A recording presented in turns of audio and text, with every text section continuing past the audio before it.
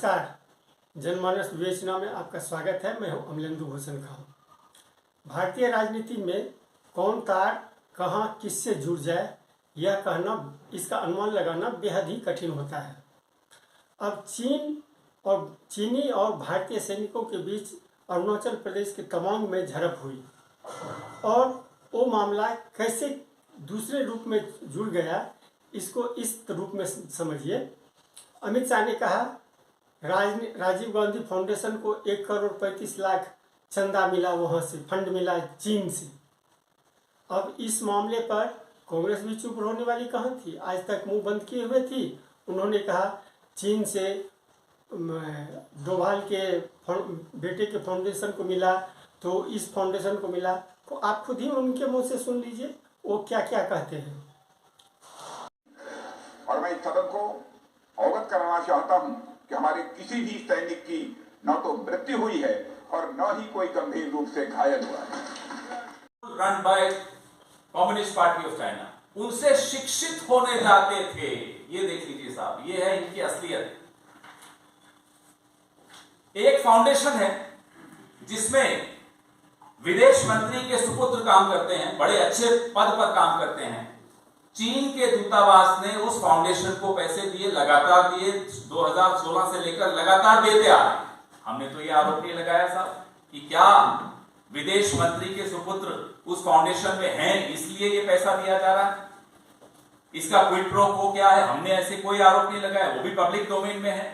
Rajiv Gandhi foundation को अगर कोई पैसा दिया, वो इकोनॉमिक टाइज को कैसे इंप्रूव करना है उसकी स्टडी के लिए दिया। और फाउंडेशंस पूरे विश्व से लगातार अलग अलग जगह से पैसे लेती हैं, सार्वजनिक पटल पे होता है। लेकिन इंडिया फाउंडेशन और विवेकानंद फाउंडेशन के चीन से क्या संबंध है उसका खुलासा कीजिए गृह मंत्री जी। अनुमति ले लीजिए डोवल साहब की, बताइए क्या संबंध है डोवल साहब के और उनके फाउंडेशन के चीन के साथ। और एक और बड़ा रोचक तथ्य है, भारतीय जनता पार्टी जब चीन की कम्युनिस्ट पार्टी से मिलने 14 लोग गए तो क्या तय हुआ?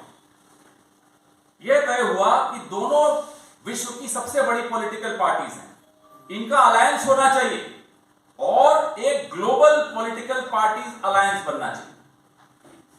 हमने तो नहीं कहा साहब ने क्या एमओयू साइन करके आए, क्योंकि हमें समझ है, हम समझते हैं कि जब पॉलिटिकल पार्टीज मिलती हैं तो चर्चा करती हैं, लोकतंत्र पे चर्चा करती हैं। हम सीखने नहीं गए थे, आप तो सीखने चले गए साहब, हमें शिक्षित करो। Communist party of China Bharatiya Janata party को शिक्षित करती है, बताइए इससे बड़ा रिश्ता क्या हो सकता है। और उदाहरण देते हैं, पीएम केयर फंड सार्वजनिक करिए। चीन की वो कौन कौन सी कंपनियां हैं जिन्होंने पीएम केयर फंड में पैसा दिया और क्यों दिया, बताइए। एक और महत्वपूर्ण कंपनी डोंगफैंग, बड़ा महत्वपूर्ण नाम है, याद रखिएगा। जब हमारी सरकार आएगी तो ये नाम रोज हेडलाइन में होगा, ये मैं आपको आज बता देता हूं। डोंगफैंग पे विश्व बैंक ने पाबंदी लगाई, यूरोप ने पाबंदी लगाई, पेंटागन ने पाबंदी लगाई। 2020 में जम्मू कश्मीर में स्मार्ट मीटर का कॉन्ट्रैक्ट डोंगफैंग को दे दिया हमारी सरकार ने। ब्लैकलिस्टेड कंपनी, चाइना की कंपनी। स्मार्ट मीटर का मतलब यह होता है कि जम्मू कश्मीर के तमाम नागरिकों का डेटा डोंगफैंग यानी कि चाइना के हाथ में आपने सुपुर्द कर दिया। बॉर्डर स्टेट जम्मू कश्मीर, डोंगफैंग से आपके क्या रिश्ते हैं, हम ये जानना चाहते हैं। क्या मजबूरी थी? विश्व बैंक ने पाबंदी लगाई, ब्लैकलिस्ट किया अमेरिका ने, ब्लैकलिस्ट किया यूरोप ने, और डोंगफैंग को एक महत्वपूर्ण बॉर्डर स्टेट का स्मार्ट मीटर का ठेका, माफ कीजिएगा, मोदी जी ने दिया। क्यों दिया?